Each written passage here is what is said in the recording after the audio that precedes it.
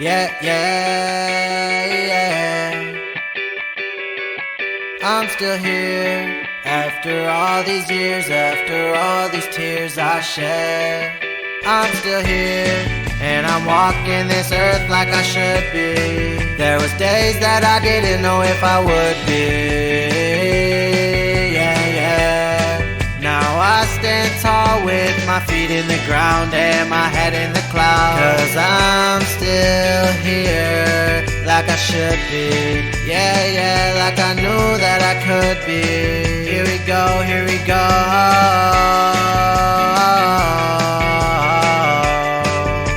I'm still here.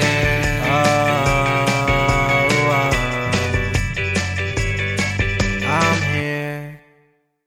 Welcome back. Hello. Hello.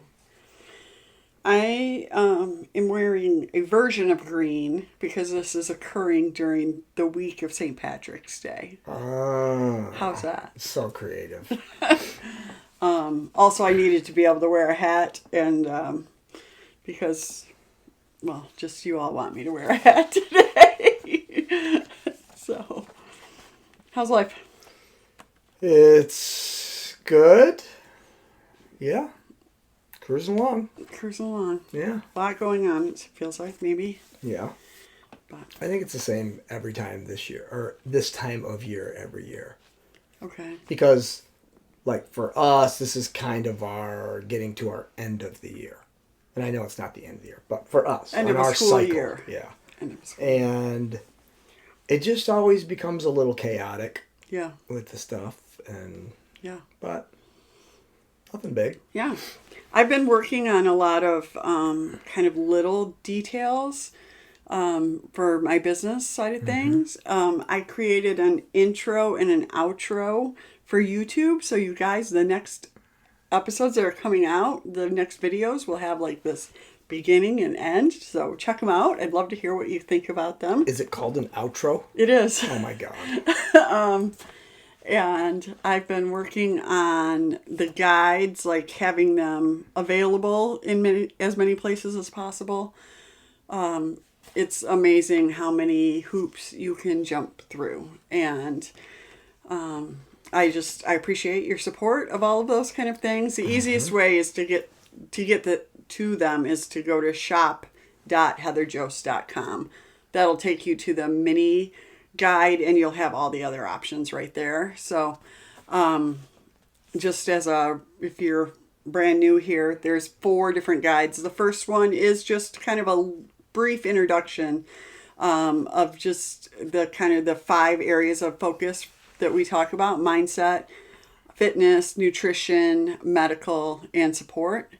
It's for people who are just, literally diagnosed. It's kind of okay, I left the doctor's office today sort of thing. It's a much better pamphlet that any doctor will hand you. No, that's what I'm saying. You're going to get handed a pamphlet. Yeah, but it's going to be so But the same period of time, that's when you actually really, want something concrete that you can do. Some things, yeah. Yep.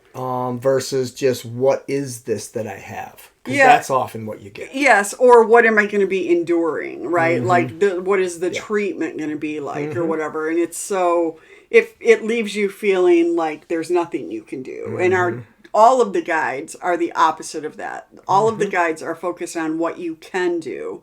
And so the point of the mini guide is to not overwhelm anybody. It's very short and easy.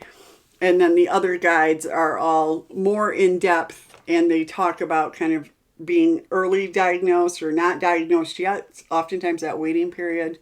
Then there's one that talks about it. Not in treatment yet. Right, not You've been in treatment. diagnosed yet. Well, sometimes it's even waiting for the diagnosis, right? Oh yeah, that's true. I guess the full diagnosis. Full diagnosis, sure. We should go there. Right. For some, a lot of times you do find out you have cancer, but you don't know what that really means and what that looks like yet. Sure. And that was definitely the truth in my case, right?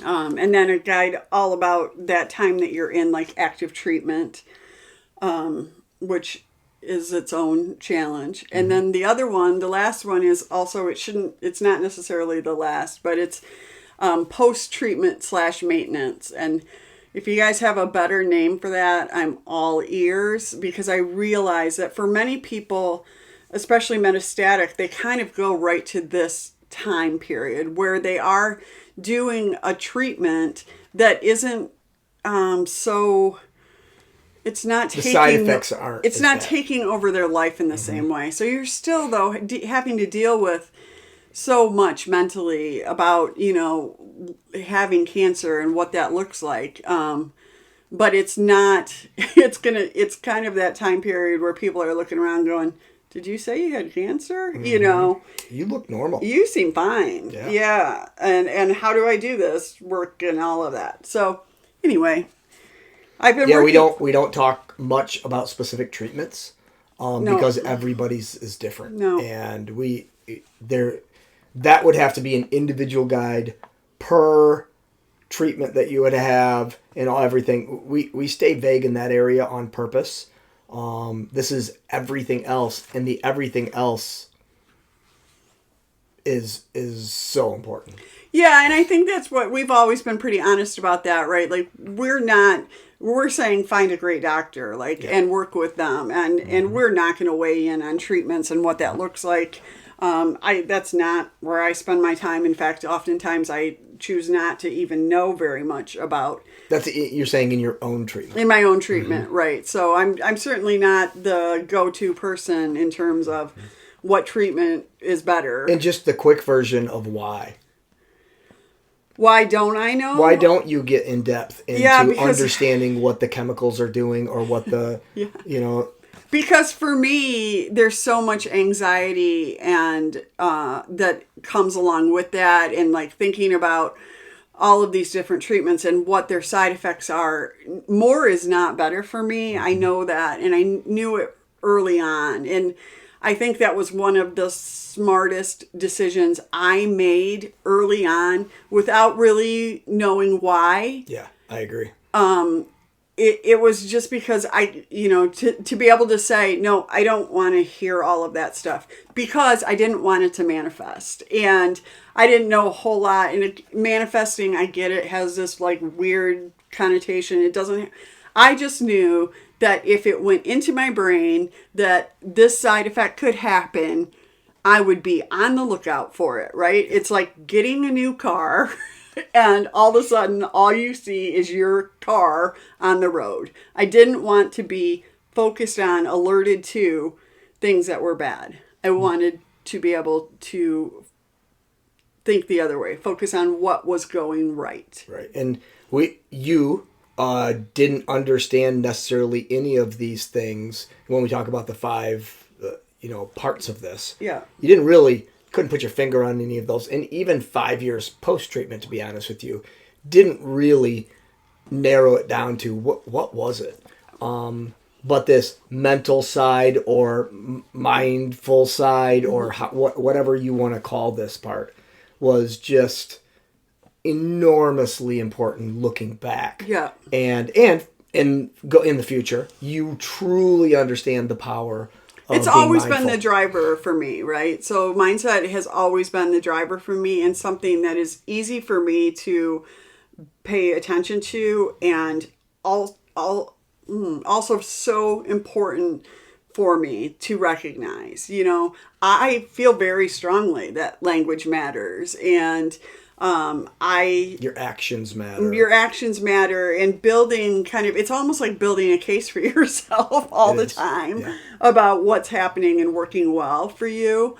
So I just felt like you're taking control of the most powerful organ in our body, and that is our brain. Yeah. And unfortunately, we can think we control our mindset. That is true to some extent, but there are poisons that can really derail mindset. And it's something that can happen just in a snap of a fingers. A statement made, an action made, a look, all of these things. You realize that early on in a negative way, and just said, "Whoa! Yeah. I want to control this now." Yeah. And you were very proactive in all of that. So yeah, that kind of derailed what we're talking about today. But I think it's really important. I think it's. I mean, yes, it does, but also it is important, sure. right? And talking about this stuff in terms of the fact that you are in control and it is your life. And so sometimes even I just, making people comfortable at the expense of what? Like, you don't have to listen to something that is clearly making your skin crawl because you're being nice. Yeah, no. You're going to have to get the news that you have cancer and how bad that is to some extent, but it can stop there. Yeah. Yes. It doesn't have to go any more details or anything, because anything beyond that is not going to help your mindset in any way. Yeah. Yeah, mindset matters. I mean, in everything. So, sort of along those lines, but we're talking about surviving versus thriving today. I will tell you, I am going to put something on Instagram here pretty quickly. We've been talking about this at the Patient Family Advisory Council that I'm on, like kind of what terms sit well with you, what doesn't sit well with you. I just want to get some of I would love to hear some feedback from you about that. I think this has really evolved over the time that I have been living with cancer, right? I can't keep up with you. Yeah. I don't even know which way we're going today. I'll be honest. Like, this has come up with us multiple times, and other terminology things, which I am not a terminology person. But I do understand, as with other things in this kind of genre, that it's about the person it's negatively affecting, not about you. Yeah. So it doesn't have to matter to me. If it matters to somebody else in a negative way, then I need to be mindful of that. I agree. And for me, it's also just like, if I can be respectful of you, if that feels good to you, then I'm happy to do that. Sure. Like, I need to know. I totally right? agree with that. Like, I'm not trying to... It's no skin off my back. Yeah, I'll be happy to refer. Yeah. Yes. So when I first was diagnosed, it was pretty much you were a survivor. I remember being called a survivor the first time and thinking, whoa, whoa, whoa, whoa. And not because I didn't, it was derogatory to me. No. It was the other way. It was like, wait a second, I barely have been diagnosed. Yeah. What do you mean? Yeah. I don't think I can carry that title yet. That pressure. Pressure. Wait a minute, I could die here. You understand? I don't call me that. Let's see. Yeah. That's what it was. Yeah. So I looked up the word survive, and it just talks about remaining intact, which I thought was kind of funny for breast cancer, because, I mean, sort of intact, right? Continuing to exist and still living after others have died are the things that I found. And that's obviously true. And I think what I've come to think about all of this is that at different times, it goes back and forth. There are days that we all are just surviving. Like, and that's the goal, right? Is to wake up tomorrow. Like, that's the goal. But when I think about survival overall or living overall, I don't want to just be surviving. I don't want to always be in the slog, the hard thing. And that's what it feels like to me to be called a survivor, right? I understand that. Yeah. Obviously, kudos to survivors. Because it's a badge of honor. It is a badge of honor, and it really means being resilient and gritty. And I don't say it's a badge of honor because you're alive. I say it's a badge of honor because I have a pretty good idea of the shitstorm you've been through to still be here. Yeah. That's what I'm calling. Not the fact that you literally have a pulse. I'm not talking about that. I'm talking about, wow, I am in awe of what you've gone through. That's why it's like survivor. Heck yeah, wow. Yeah. And I understand where we're going and comparing, but yeah, it's certainly not negative to anybody using that word. It's the other side of it. No, they're generally saying calling you a survivor. It's not a negative connotation. You're right. Never. Yeah. And that's true. I mean, I think the other thing that kind of comes with that is, like, people survive horrendous stuff, right? All sorts of things.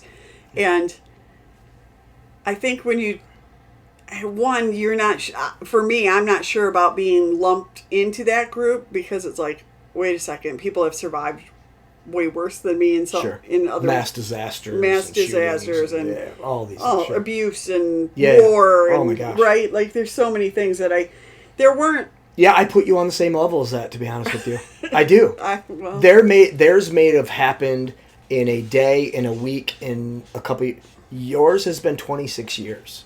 no. I honestly do, and I know you want to downplay that a little bit, but Well, I mean, I appreciate that. I do appreciate that. I think it's just kind of one of those things where it also becomes like, what do you want to be known for? And I agree with that too.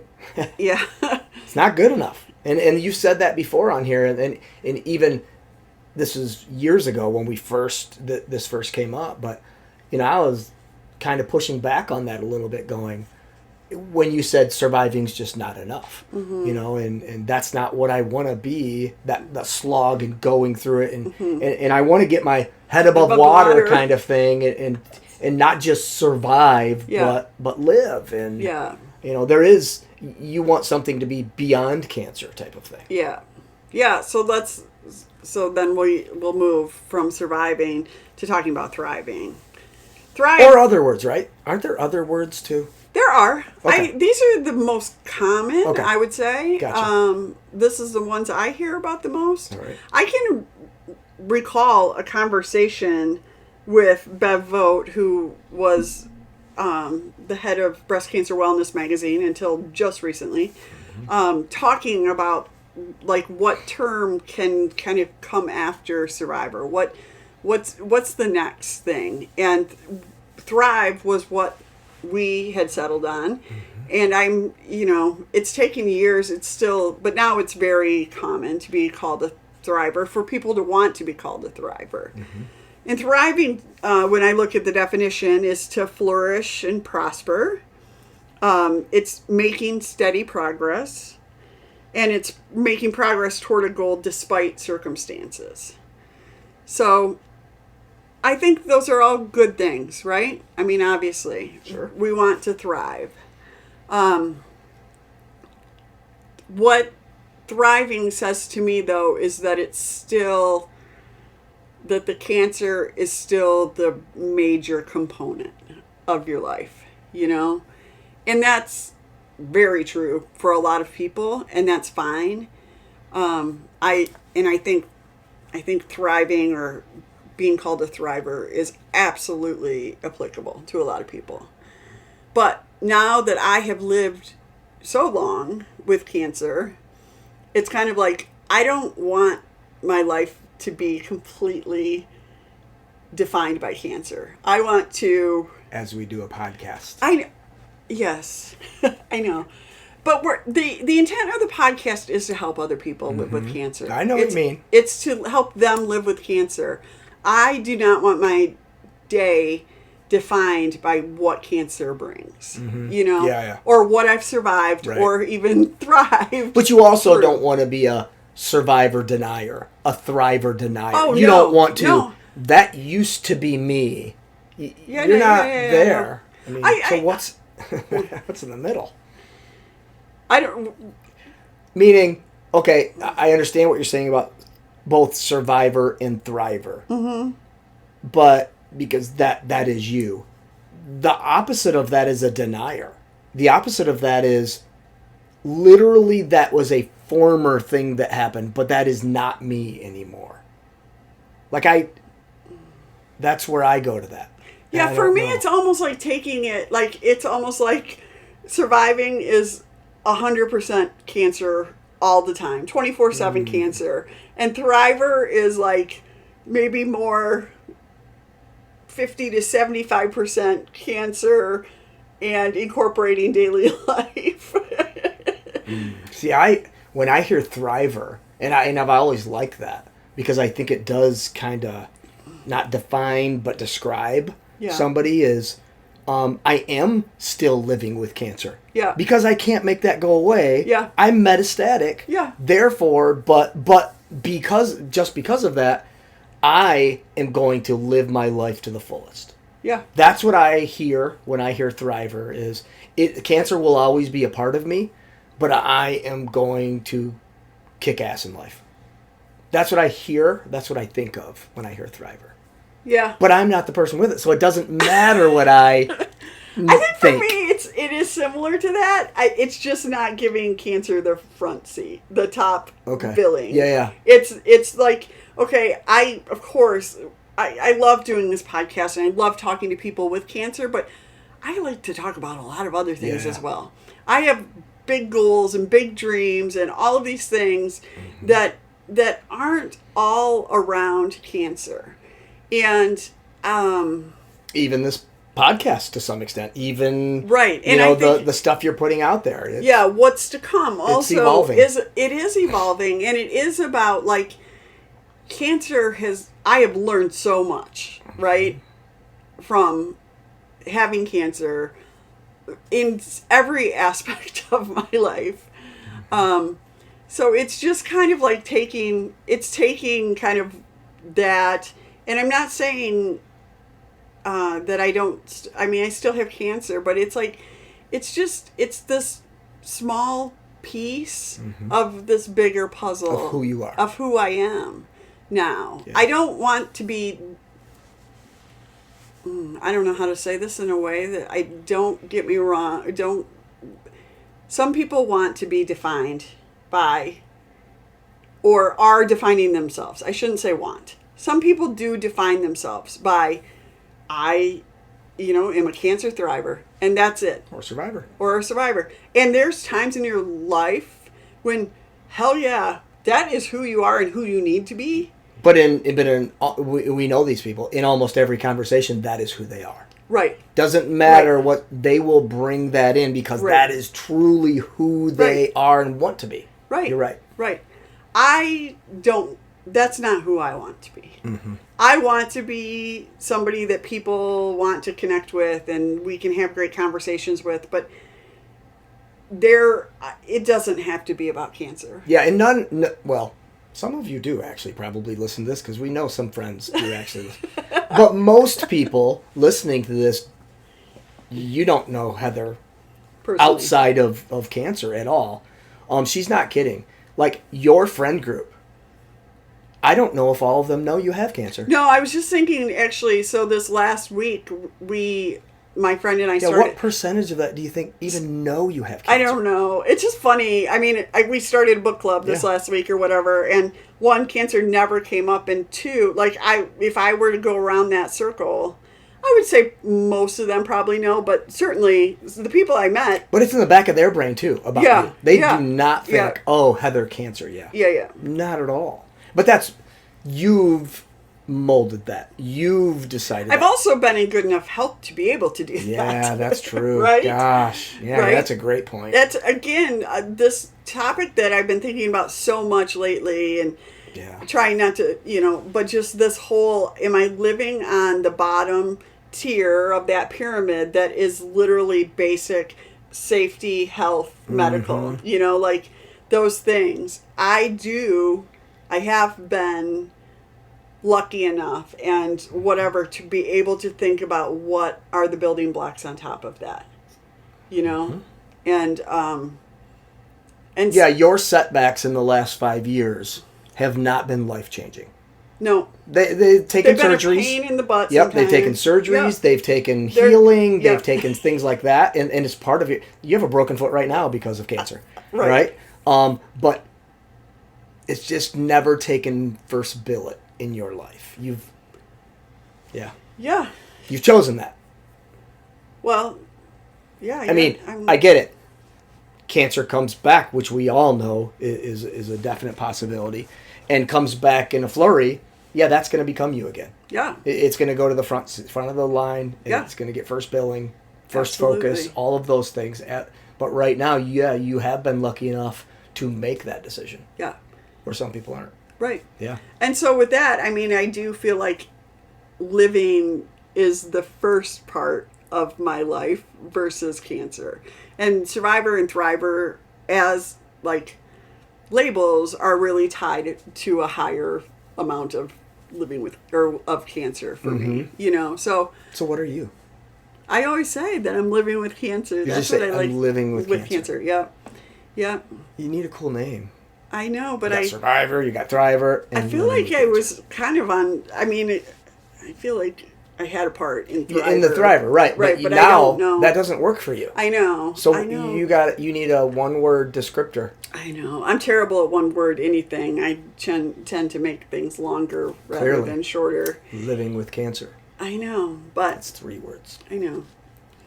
Maybe somebody out there. I bet one of you guys can think of a. Because you've heard the description. What is that word? Yeah. I think also, though, for people who are We'll give you listening, I mean, I'd be curious what you call yourself, but also if that makes sense to you. And if you feel like you sometimes go between kind of those 3 different levels of that. And that's where, like you were talking about, if there were to be progression, I could very much be a survivor. Some days are about surviving, and that's fine. And but the goal is kind of like how far out of the water can you get? How And I think it does matter how far out are you from the shit. Absolutely. I mean, that you cannot deny that if you're only a year out from the fire, you're surviving still. Yeah, and that's fine. That's the other thing too. Is like that's okay. I mean, good for you. Right? I mean, the truth is, you probably aren't even thinking about thriving. You're not there yet. Right. There is a step. It's surviving, and then I think you hopefully go to thriving. Yeah. Then what? That's the question. I think that's the question, and that's where you're talking about, like, when you talk about time, we were talking about years. I mean, I think I was surviving for multiple years, and thriving more in the 10-year mark, you know what I mean? And I agree. Living with in the, 20-year mark, like it's really been. So when you have that ability to push it to that 10, 20% of your life, and the 80% you want ruling it, what is maybe there's not a word. Maybe it's just I don't know either, but I do. One thing I just thought of with that is that I think now that I'm in that part of it, it makes it a lot easier to give back. It makes it a lot easier to engage. For a lot to of be reasons. able, yes. And that's where I do hope and believe that as more people live longer, we can kind of change the system of telling these newly diagnosed people to depend on each other. I just think that's insane. Like there's way too much going on for you to be able to emotionally provide for somebody who also has cancer or metastatic cancer, especially. Like, you can't do that. And we all reach out to people when we're in the shit. We want to know that other people are in the shit with us. That's a human nature thing. No matter, it doesn't matter. You will connect with people that are going through, have gone through the same thing. It's just we want it to be. Yeah, I want you to. Yes, I want you to connect with people. But I want you to connect with people as a beacon of hope and strength and for sure. And maybe somebody who can provide some tips and tools, not somebody who is, just barely getting through Surviving. Or who is surviving. Like you need thrivers and people who are living with cancer in your life to be able to look forward down the road. It's not Mindset. It's not helpful to just be looking around, like with who you're surviving. It's in that respect, it makes me think a lot about that whole surround yourself with the people you want to become. And if you don't have beacons of hope down the road, which I think there are some now, but if you don't, then find a healthy person. Like, that's what I did. I surrounded myself with people who didn't have cancer. They were my lifelines. They were my 5 people, right? Yeah. So, I don't know. Anyway, I will be throwing that out there pretty soon in terms of, I just would love to hear what you like to be called or hate to be called, whatever that is. And I'm going to make her do another one because I want to know, is there something beyond Thriver? And what is that called? Or does it just, is Thriver where it goes? But I understand your description of is there a next thing? And my thing is, I think there should Well, be a so next don't thing. you think that if you name it something, then you're giving it this whole Yeah, I am. Your description's terrible. living with cancer? Is Yeah, that terrible? should be the first day one. And you're putting it on day 26 years. No. You're always living with cancer.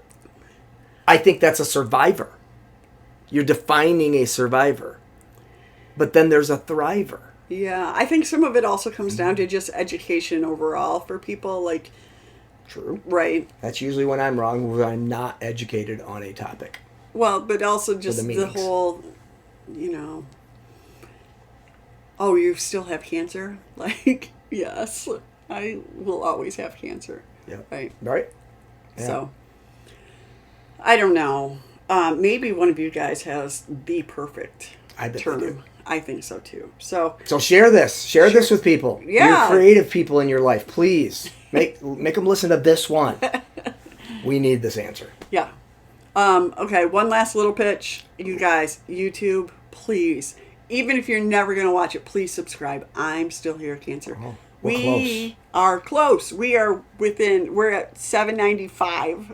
Come on, people.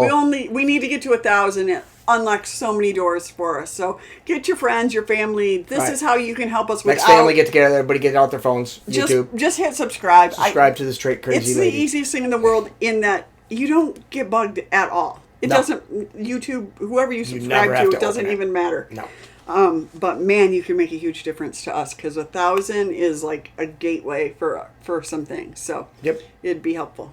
All right. Cool. That's it. See ya. Thanks so much for watching and being a part of our community. It means the world to us. Our goal is always to help as many people as possible live well with cancer. You can help us by subscribing to our channel and sharing episodes when you hear of others that could benefit from it. We really appreciate your time spent with us and your commitment to offering hope and inspiration to others.